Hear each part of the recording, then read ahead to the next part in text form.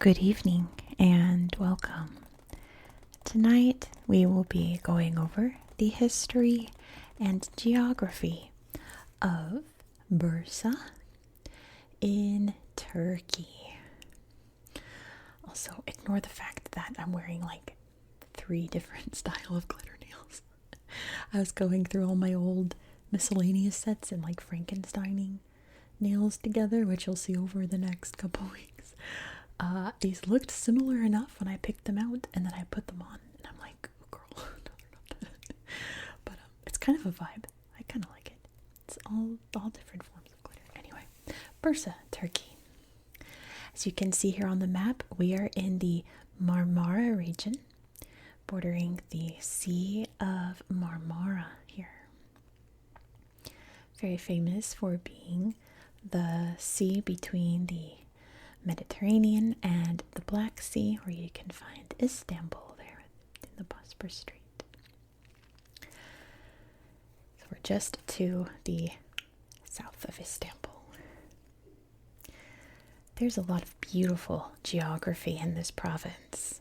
It's quite mountainous, the most famous being, and I hope I pronounced this right, Uludağ, right here. Otherwise known in antiquity as Mount Olympus. Not that Mount Olympus, which is just, hop, skip, and a jump away over in Greece, but it was like Mount Olympus 2. Mount Olympus, Anatolia. The name, as you can tell, has not really stuck. It has a Turkish name now. There are also some beautiful lakes in this province. You can see Lake Iznik right here. And over here is Lake Ulubat. So lots of beautiful rivers, mountainous peaks, lakes, and a coastline. You might be able to hear my cat crying in the background. There is a beetle on the ceiling, and he loves bugs. He's gonna cry for it. Oh my goodness, Jet Jaguar. He's gonna jump up and be sad that he can't reach the beetle. Okay, that's happening. So if you hear footsteps and sad cats, he'll get over it in a few minutes. The city of Bursa is nicknamed Green Bursa due to its beautiful parks and the big green mountains along here, which get quite snowy in the wintertime. And there's a lot of skiing on the mountain during that time. But let's talk about the history, because the history of Bursa is actually incredibly important to the history of Turkey. This area, way back, was part of a kingdom known as Bithynia, which pretty much covered this whole northern Anatolian border here along the Black Sea, the Sea of Marmara, into the Mediterranean here in the Aegean Sea. When the last king of that kingdom passed away, he bequeathed his kingdom to the Roman Empire in the year 72 BCE. And Bithynia became part of Rome, of course, and the area was really known for its hot springs at that time. Now my kitten is here. I have both cats causing havoc. Okay, that's happening. The area became really known for its hot springs. The most important city, though, was not Bursa. It was this city right here, which was known, as we say in English, Nicaea. I know it's pronounced differently in different languages, but I speak English. That's how we say it.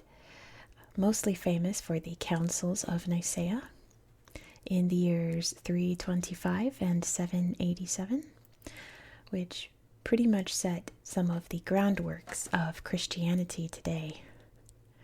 My kitten is now trying to climb the desk to the big cat to look at the bug on the ceiling, because she also loves bugs.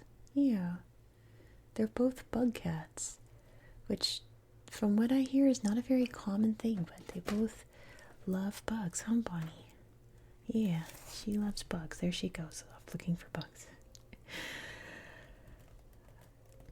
during the Crusades, there was a lot of conflict here, and the area really went back and forth, of course, first being conquered by Arab peoples, which would trigger the Crusaders to come and reconquer it, and it would get kind of a big back and forth until the last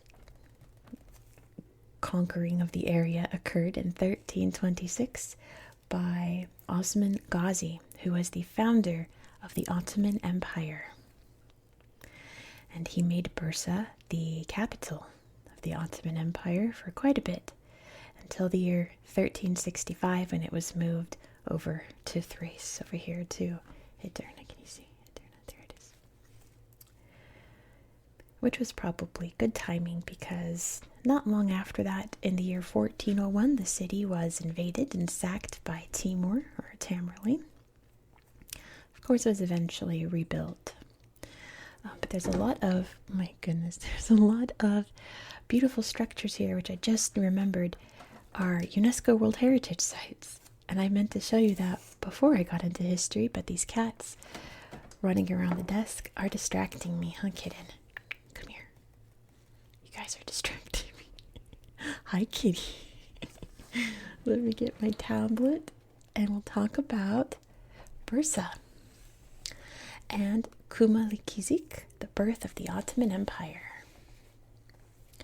A long paragraph there. It says, this property is a serial nomination of 8 component sites in the city of Bursa and the nearby village of Cumalıkızık in the southern Marmara region. The site illustrates the creation of an urban and rural system establishing the Ottoman Empire in the early 14th century.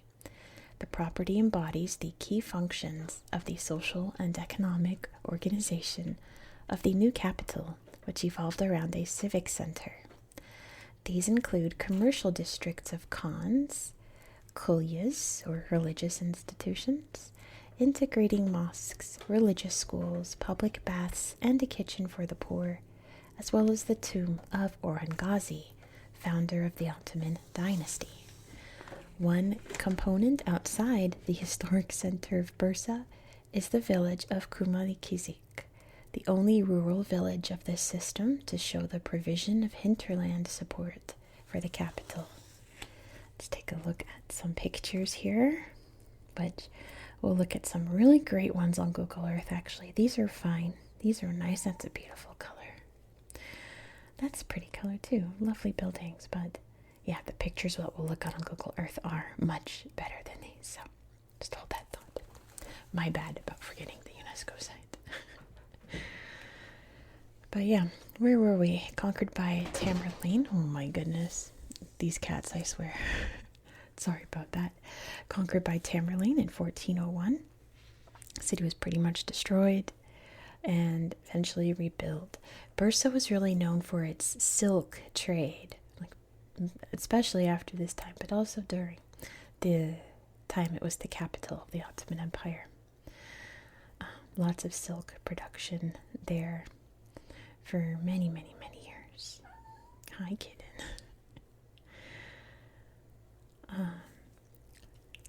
Let's see, I guess the only really other history would have been during the Greco-Turkish War of the 1920s.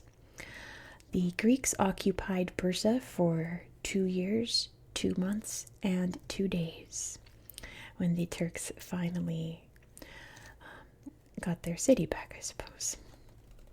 A big mess, starting with the end of World War I, which was the end of the Ottoman Empire. It collapsed after that.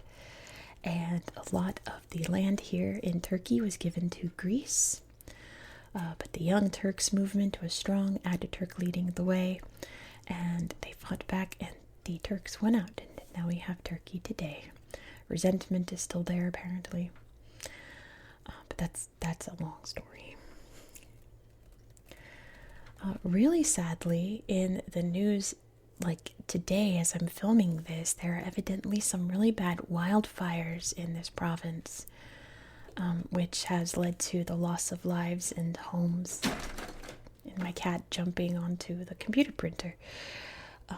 But really sad. I'm from California, so I know wildfires. I know quite a few people who have needed to be evacuated or have even lost their homes in various wildfires. So I understand. Not to mention the air quality is just horrendous to live with. So my heart goes out to anyone affected by those fires at this time. I know exactly how that goes. Hopefully all will be well from that. And with that, that is the end of our history. Sorry that it was slightly chaotic. I get distracted when my cats start annoying me. But hopefully they're going to start winding down soon, I hope. Hopefully they will while we do the Google Earth segment, because I have a lot of really amazing things to show you in this province. It's so beautiful and so many historic sites to see. So why don't I boot the cats out of this office? They're still trying to cause havoc. Get them out of here. Yeah, they really want this bug really bad. Let me get them out, and we'll head to the tablet and look at this province on Google Earth. Let's go. Here we are in Bursa province. The cats are now having snackos for gatos in the kitchen. They're preoccupied. Let's zoom out so we can see exactly where we are in the world. Here is Turkey. This area in Europe known as Thrace. This area in Asia known as Anatolia. So that's where we are tonight. We haven't covered any regions in Thrace yet on my channel. It's only been Anatolia. But you can really see here the Aegean Sea there, with Greece right there. The Sea of Marmara, and of course the Black Sea, which we talked about not long ago, and I said that I think the Black Sea is some of the most beautiful coastlines in the world, which I'm kind of sad we're not talking about it, but we were just up here in Bulgaria not too long ago. We got to talk about it, but we'll talk about this coastline tonight. Let's start in Bursa. Let me show you those UNESCO sites. If you are a frequent viewer of my channel, you know my gripes with Google Earth in that, well, right now it's not loading anything, which is a delight. Hello. There we go. Whatever I tap on the most, it wants me to see all those things. So I accidentally tapped on some graveyards. It only wanted to show me graveyards. I tapped on a convenience store in Mongolia. It only wanted to show me convenience stores. Finally, it's showing me museums. It's about time. So I've got some cool museums to show you, but we're going to start with this mosque here, which is really pretty from above. It makes me want to run my hand over it and feel the texture. It is a mosque with 20 domes, and I'll tell you why. The Ottoman ruler that commissioned this mosque had won this huge victory against his enemies, probably the Byzantines, right? And he declared after that to celebrate that victory, he would build 20 mosques. But apparently that was too much, so he built one big mosque with 20 domes. Does that count? I suppose it does. But yeah, of course, it's a great, big, beautiful mosque. I love that art. That's wonderful. It's where you wash your hands and feet before you pray. There's Mecca. Over in Saudi Arabia, of course. Yeah, that is the Grand Mosque. Over here, we have a caravanserai, which back during the days of the Silk Road, a caravanserai was a place where not people could only just trade the goods that they were carrying along the Silk Road, but they could rest up and get some food and have a safe place to sleep before continuing on their travels. So very, very important for these trade networks. So these are marketplaces today. And even today, you can still buy stuff. You probably can't trade. It's like back in the day, but oh, now my cats are at the door. Goodness. But you can still buy and sell. Another part of this historic area. Another big, beautiful courtyard. All the pretty domes on top. There's an aesthetic, isn't there? And it's domes. A beautiful archway there. View of the city. The nice cafes get some delicious food and drinks. And enjoy the ambiance just like this person's doing. Let's see some of the historic sites. Let's look at some more. Probably the most famous site is right here, which is the tomb of Osman Gazi. The founder of the Ottoman Empire rests here. It's guarded by these guards. Yes, there is the tomb. This is the clock tower, built during the Ottoman times. During the time of the Ottoman capital, I should say. And it's like one of the few remaining examples of that art and architecture at that time. They got all the cannons lined up. Yep, there is his tomb. We can see right here, right? Yeah, historic houses. We were talking about Ottoman style houses not long ago, and how they have these big pop-outs on the second floor there, or first floor if you're in some countries that call this the first floor. Here in America we call this the second floor. But that's just one characteristic, these pop-outs here. It's really neat. Yeah, wow, look at all the new with the old in front of it. You know, Ottoman ooh, that house has had some bad times, but it's really quite quaint, isn't it? These Ottoman style homes. And some look a bit worse for wear, but they are very, very old. So, yeah. There's also this park here, which, I mean, we've kind of seen a lot of the site. You can see the modern city there from above. There's that clock tower. It almost reminds me of like a Japanese castle, how it's like stacked like that. Almost like a Japanese castle. But yeah, we've seen a lot of the sites there. There it is in the Turkish colors. Red and white. Let's see. See if all these, you know, it's really hard when I zoom out and everything disappears.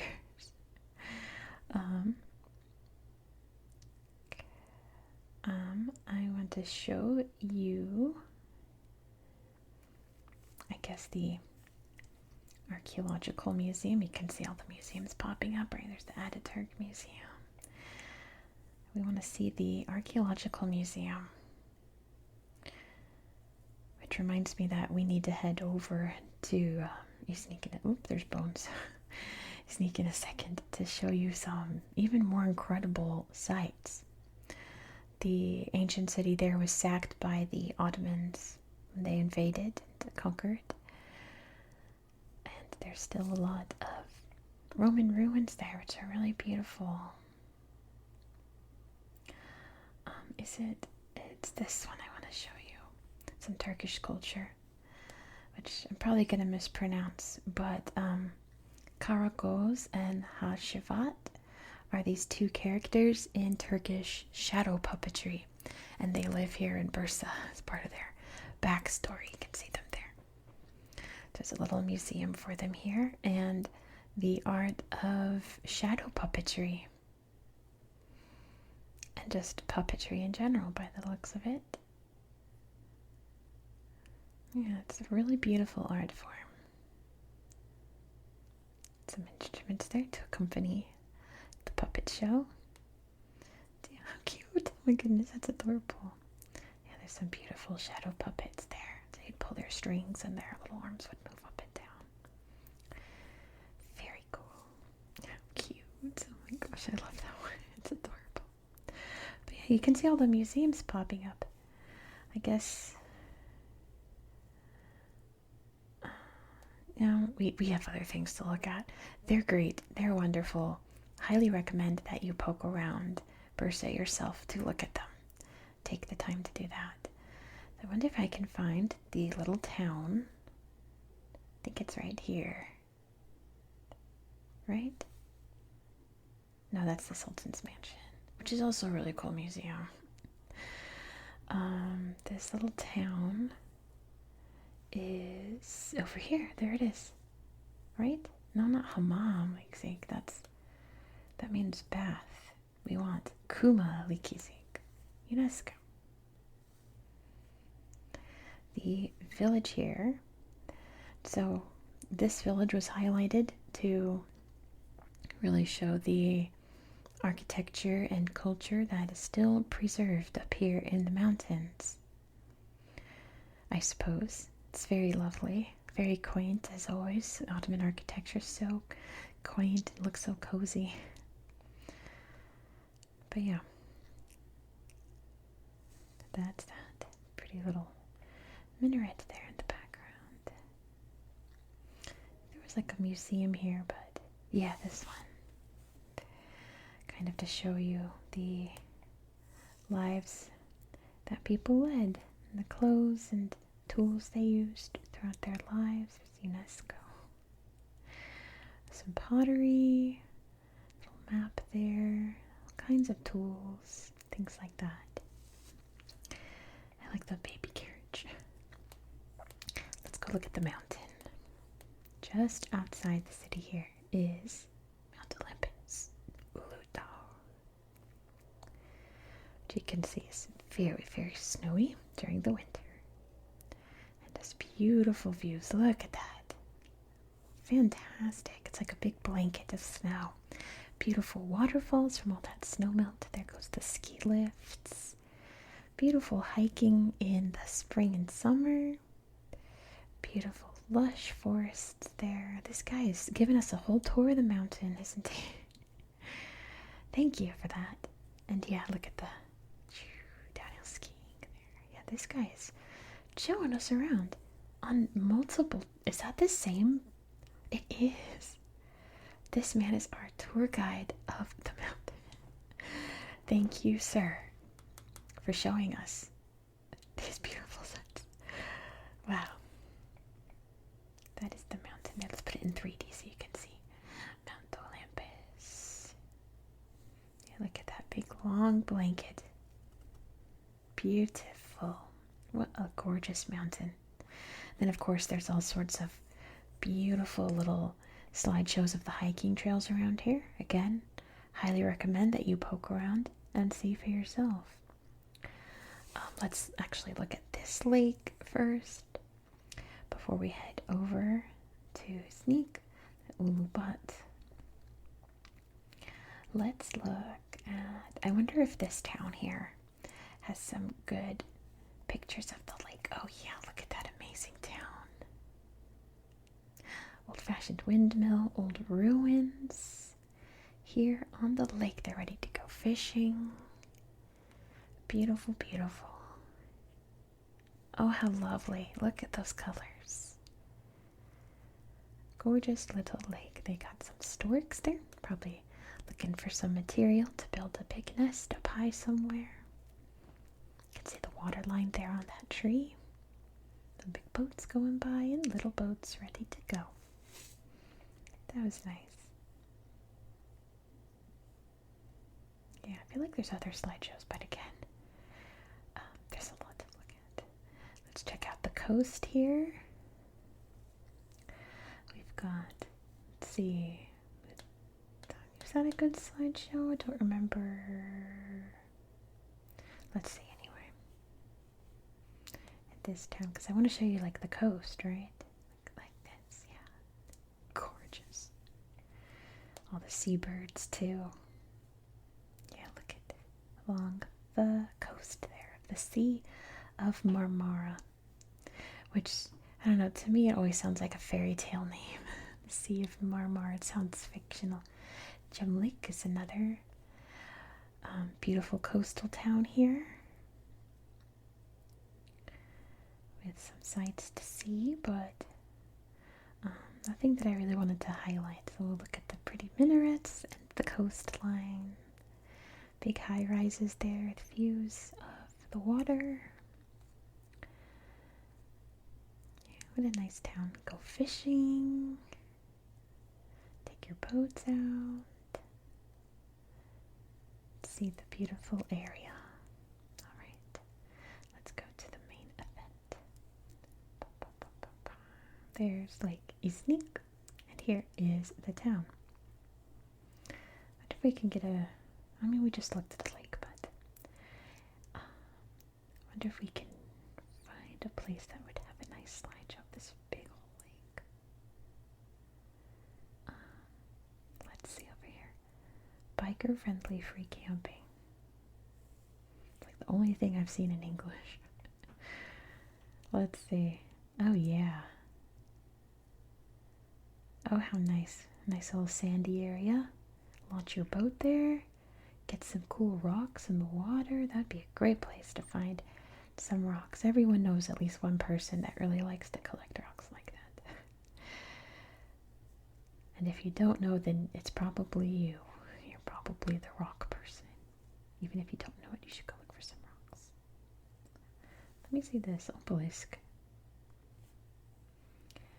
Wow.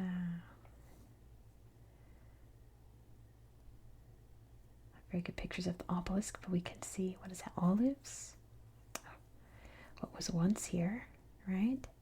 Pretty cool. Let me see, let's zoom in. It's all farmland now around it. You know, all that's left of that. I guess it was the hippodrome, is that what it's called? Where they'd race? I believe so. But let's look down into town because look at this. There we go. Ruins of the theater here. Beautiful. Oh, jumbled up there. But you can still see the bones of it. And I had another moment that I've had before looking at places like this and just seeing like regular homes right next to them. That people live right next door to these ruins. Oop, there's some bones. And see, look, it's just a regular neighborhood, and there's just a Roman theater in the middle of it. And for those people living there, this is just an ordinary, everyday, ho-hum, boring place in their town. Not special at all, not interesting. Let's look at this one. Old archway there, old gateway. Oops, of course Google Earth is starting to crash, but there it goes. But think about, you know, how you, yes you, watching this, or I guess listening to this while I open up Google Earth again, there we go. You find the place you live boring and humdrum and not exciting at all. But to someone else, it's probably incredibly interesting. Let's look at the museum. Guessing that's like a tomb, maybe even a bath. I'm not sure. That's definitely a tomb. But yeah, you don't really think about the people that walked in the place where you now walk thousands of years ago, right? And what your town or city or village, wherever you live, looked like once upon a time. And having these relics is so precious, so important. They're all over the town. Let's find some more. Just zoom in. They're all over the place. This looks like one right here. But there's no slideshow apparently. I found a whole bunch of them when I was poking around here. But now they don't want to load. But yeah, just in a neighborhood, right? It's their everyday ho-hum boring, but to me it's so absolutely fascinating. Absolutely incredible. Is that another one? I think that's just a messy yard. Let's find some more. Probably closer to the water, right? We'll find some more. Tell me how I found like 10 different sites in this town and now I can't find any of them. Let's see. But yeah, I don't know. Think about the things that are in your town, city, wherever you live that seem ordinary. And think about how extraordinary it can be to someone on the outside that's never been there before. Oops, I dropped a pin. How come I had all kinds of luck before? This is unfortunate. Oh, that's a museum. But I don't know, Iznik Culture Museum. It's also beautiful. You know, I think what we should do is end it here so that you guys can poke around Iznik and find some other sites yourself. And I don't know, kind of think about that thought. It kind of occurs to me every once in a while that this planet is an extraordinary place with some beautiful sights and amazing history and incredible events that probably happened on your doorstep that you take for granted. Just reminisce on that. We all live in incredible places. If you think it's boring, I promise you it's not. Not at all. I promise. But we'll end it there for tonight. Thank you so much for watching. If you enjoyed this style of content, please consider subscribing. Tomorrow, I'm so excited. We're going to see one of my favorite places on planet Earth. We are going to see Lake Baikal. Lake Baikal is absolutely fascinating. It is the deepest lake. It is the lake with the most water by volume. It's got like 1/5 of the Earth's fresh water in it. It's the oldest lake in the world. It's the only lake with seals living in it. There's so much history there and so many amazing sights to see over in Russia. I hope you would subscribe so you won't miss out. You definitely don't want to miss out me nerding over Lake Baikal. Oh, I can't wait to talk about it. Please don't forget to give this video a thumbs up. Let me know your thoughts down below in the comments. I hope that you found this video to be relaxing and educational. I hope the cats weren't too much. And I hope that you have a good night.